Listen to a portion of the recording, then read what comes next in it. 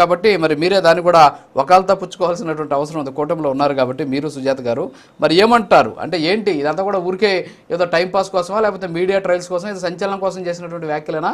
అంటే జగన్మోహన్ రెడ్డికి ఏదో చేసేస్తాము, సూపర్ చెక్ పెట్టబోతున్నాం, ఇవన్నీ కూడా ఊరికే ఆ, ఆ, ఎలాంటి ఊరికే గాలి మాటలుగానే మనం కొట్టేయచ్చు అంటారా?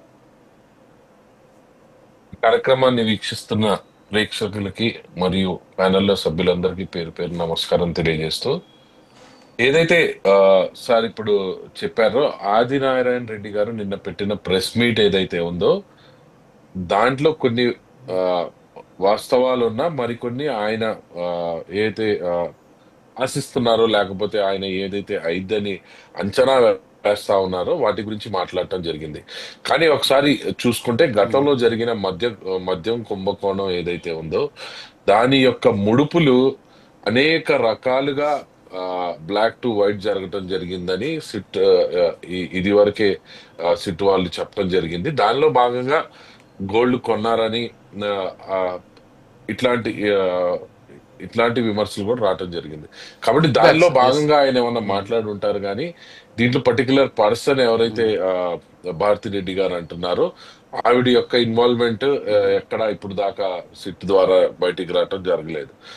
కాబట్టి నేను చెప్పేది ఏంటంటే మద్యం కుంభకోణం గతంలో రాష్ట్రంలో జరిగిన మాట వాస్తవం. దాని యొక్క ఇన్వెస్టిగేషన్ కూడా సిట్టు ద్వారా జరగటం, దాని ఛార్జ్ షీట్లు పెట్టడం అది ఒకవైపు అయితే, రెండోది మిథున్ రెడ్డి గారు అరెస్ట్ అయ్యి బెయిల్ మీద వచ్చిన తర్వాత మిథున్ రెడ్డి గారు ఒక ఎంపీ. అలాగే మీరు ఇక్కడ ప్రభుత్వం బీజేపీ కన్నా కేంద్ర ప్రభుత్వం అన్నది ప్రభుత్వం నడుస్తా ఉన్నాయి. కేంద్ర ప్రభుత్వం ఎంపీల నుంచి ప్రతిపక్షంలో ఉన్న ఎంపీలు కానీ వాళ్ళ అధికారంలో ఉన్న ఎంపీలు కానీ వాళ్ళని కొన్ని కొన్ని కమిటీస్ కింద వేసి ఆయా కమిటీలకి ఉండే ఆ, ఏదైతే ఉండిద్దో వర్క్ దానికి ఆటోమేటిక్ గా వెళ్ళిపోయింది వాళ్ళ మీద, ఏదైతే కేసు ఉన్నా లేకపోయినా. ఇప్పుడున్న మిథున్ రెడ్డి గారి దాంట్లో ఆటోమేటిక్గా జరిగింది కాదండి. ఏంటంటే మోసిన్ అహ్మద్ గారు, ఇక్కడ మీకు ఒక చిన్న కరెక్షన్. 545 మంది 545 మంది ఉన్నటువంటి లోక్సభ సభ్యుల్లో మిథున్ రెడ్డి గారు అరెస్ట్ అయ్యి బయట రాగానే ఇంకా వైఎస్ఆర్ కాంగ్రెస్ పార్టీలో ఇంకా ఎంపీలు లేరా? మరి ఆయన్ని మాత్రమే పంపించడం ఏంటి? అంటే కనీసము మనం వెళ్ళేటటువంటి పరిస్థితి అంటే ప్రజల నుంచి వ్యతిరేకత ఉంటుంది, ప్రజలన్నీ కూడా గమనిస్తూ ఉంటారు. సో అదేదో ఆటోమేటిక్గా లక్కీ డిప్ ద్వారా పంపించేటటువంటి పరిస్థితి కాదు కదా. సో ఆటోమేటిక్గా కమిటీలకు వెళ్ళిపోవడం కాదు ఇది. ప్రతినిధుల బృందంలో వన్ ఆఫ్ ది మెంబర్ అయినా కమిటీ కాదు. సరే మీరు చెప్పినట్టు పార్లమెంట్ కమిటీస్ ఉంటాయి, కమిటీలో ప్రతి మెంబర్ కూడా ఏదో ఒక కమిటీలో మెంబర్గా ఉండాలి. కానీ ఇక్కడ అలా కాదు జరిగింది. ఇది ఐక్యరాజ్య సమితికి వెళ్ళినటువంటి హై పవర్ ప్రతినిధుల బృందంలో ఆయన ఒక మెంబర్ ఆయన. మరి అలాంటి ఎంపిక చేసేటువంటి సందర్భంలో చాలా జాగ్రత్తలు తీసుకోవాల్సినటువంటి అవసరం ఉంటుంది కదా. మరి 545 మంది ఉన్నారు, మరి 545 మందిలో ఈయన ఒకరే దొరికారా? అది ప్రశ్న. దానికి సమాధానం చెప్పండి. గతంలో కూడా చూసుకుంటే ఒకసారి మిథున్ రెడ్డి గారు పార్లమెంట్ లో చాలా కీ రోల్ పోషించడం జరిగింది. ఎందుకంటే ఆయన ఫ్లోర్ లీడర్ గా కూడా ఉండటం జరిగింది. అనేక సార్లు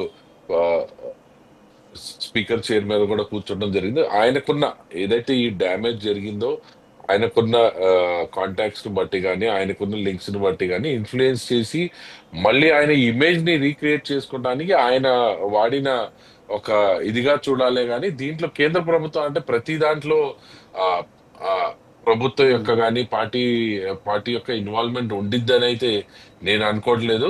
కానీ ఇక నుంచైనా ఇటువంటివి జరగకుండా చూసుకోవాల్సిన బాధ్యత కనీసం కేంద్ర ప్రభుత్వం మీద బీజేపీ కూటమి పార్టీల మీద ఉండిద్దని మీకు తెలియజేస్తా ఉన్నా. అలాగే ఒక ఒక ఒక ఓకే. బృందంలో వెళ్ళిపోయినంత మాత్రాన గాని కొన్ని కొన్ని ఫోటోలు ఫారెన్ కి వెళ్ళి వేసుకున్నంత మాత్రాన గాని ఆయన చేసిన పాపాలన్నీ ఇదైపోతాయా అంటే అది కూడా కాదు కదా. కాబట్టి ఈ రోజు వాళ్ళు అంటే ఆయన డిఫెన్స్ లో ఉన్నారు కాబట్టి దాన్ని ఎట్లో గట్ల రాజకీయంగా నేను ఇది చేసుకోవడానికి దీన్ని వాడుకున్నారా అని నేనైతే అనుకుంటా ఉన్నా. అలాగే ఇంకో మాట చూస్తా ఉంటే ఏదైతే మద్యం కుంభకోణం గతంలో కూడా మీరు చూసుకుంటే వైఎస్ జగన్మోహన్ రెడ్డి గారు అంత తను పాలించిన 5 సంవత్సరాలు కూడా మైండ్ డైవర్షన్ పాలిటిక్స్ చేయటం జరిగింది. ఒక ఇష్యూ రేజ్ అయినప్పుడు ఆ ఇష్యూని డైవర్ట్ చేయడానికి ఇంకో ఇష్యూని క్రియేట్ చేయటం, ఇటువంటి గవర్నెన్స్. కానీ ఇక్కడ ఇప్పుడు మీరు చూసుకుంటుంటే మద్యం కుంభకోణం అని ఆల్రెడీ ఒక సిట్ దర్యాప్తు జరుగుతుంది. ఇదంతా జరుగుతున్నప్పుడే ఇప్పుడు వస్తున్న కల్తీ మద్యం కూడా కొంతమంది ప్రతిపక్ష నేతలు ఎవరైతే ఉన్నారో వాళ్ళే ప్లాన్ చేసి ఇదంతా చేయటం జరిగిందని జోగి రమేష్ గారిని కూడా ఈ రోజు అరెస్ట్ చేయటం జరిగింది. ఆయన కూడా సరే, ప్లాన్ ఇప్పుడు చేసే లిక్కర్ దాంట్లో స్కామ్ పక్కన పెడితే భాగస్వామిగా. ఒకటి, లిక్కర్ స్కామ్ పక్కన పెడితే ఇందాక మనకు కృష్ణాంజనేయులు గారు ఒక మాట ఉన్నారు. ఏమన్నారంటే ఈ వివేకానంద రెడ్డి హత్య కేసుకి సంబంధించి నారాసుర రక్త చరిత్ర అని చెప్పేసి టీడీపీ వాళ్ళు భారీగా ప్రచారం చేసుకున్నారు అప్పట్లో. ఇలా వైఎస్ఆర్ కాంగ్రెస్ పార్టీ నారాసుర రక్త చరిత్ర అని చెప్పి రాసి మమ్మల్ని బ్లేమ్ చేసింది అని చెప్పేసి. అధికారంలోకి వచ్చి 16 నెలలు అవుతుంది. మీ వైపు నుంచి జరిగినటువంటి ప్రయత్నం ఒకటి, అదేదో ఆ జత్వానీ కేసును పట్టుకొని తిరిగారు కొద్ది రోజులు. ఆ తర్వాత వచ్చేసి జగన్మోహన్ రెడ్డికి సంబంధించినటువంటి ఈ లిక్కర్ కేసులు వీటన్నింటిని కూడా టచ్ చేస్తూ పోయారు. ఇవన్నీ కూడా పక్కన పెడితే వివేకానంద రెడ్డి హత్య కేసు సంబంధించి 5 ఏళ్ళు వాళ్ళు ఎలాగో పట్టించుకోలేదు, మా బాబాయ్ అనేసి వదిలేసారేమో తెలియదు. మరి మీరెందుకు పట్టించుకోలేదు? ఇప్పుడు సునీల్ యాదవ్ కౌంటర్ వేస్తే తప్ప మీకు గుర్తుకు రావట్లేదు. అంటే ఎవరో ఒకరు దాన్ని కదిలిస్తే ఎవరో ఒకరు వచ్చేది, కాసేపు అడావుడి చేసి వెళ్ళిపోయేది.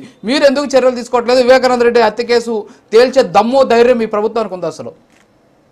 ముందుగా వివేకానంద రెడ్డి హత్య కేసు ఏదైతే ఉందో సిబిఐ పరిధిలో ఉంది. ఒకటి. రెండు ఏంటంటే రాష్ట్ర ప్రభుత్వం నుంచి ఎటువంటి యాక్టివిటీ గతంలో కూడా లేదు, ఇప్పుడు కూడా లేదు. కానీ సిబిఐ ఏదైతే ఉందో వాళ్ళు లాస్ట్ టైం చేసిన గత 5 సంవత్సరాల్లో మీరు అన్నగారు ఇందాక చెప్పినట్టు వాళ్ళ యొక్క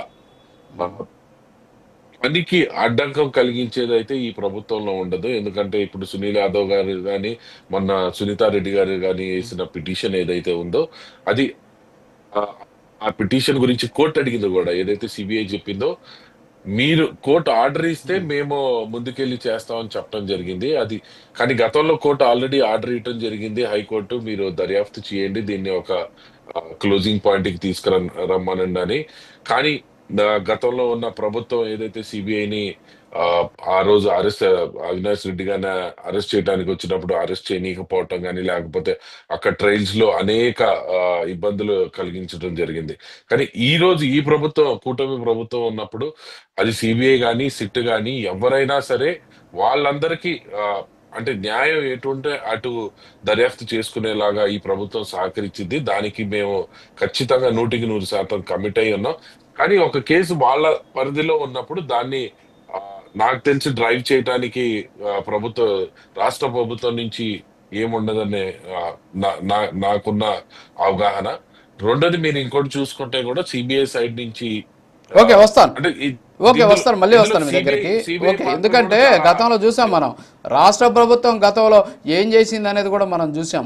రామ్ సింగ్ లాంటి అధికారుల మీద కేసులు పెట్టింది చాలా చూసాం. నిజంగా చేయాలనేటటువంటి చిత్తశుద్ధి ఉంటే ఖచ్చితంగా కేంద్రంతో మాట్లాడొచ్చు, సిబిఐకి సంబంధించి వాళ్ళకి దీని మీద విచారణకు సంబంధించి చేయొచ్చు, అవసరమైతే ప్రభుత్వం ఇంప్లీడ్ కావచ్చు, చాలా ఉన్నాయి ఇందులో. ఈ కేసు నిజంగా ఛేదించాలి అంటే న్యాయపరమైన అంశాలు చాలా ఉన్నాయి. న్యాయ వ్యవస్థ చాలా విశాలమైంది. సో దాంట్లో ఏదో 1-2 పాయింట్లు పెట్టేసుకుని ఏదో చేసేసాము లేకపోతే జరగలేదు అనేటువంటి అంశాలు కాదు. వస్తాను, మీ దగ్గరకు వస్తాను.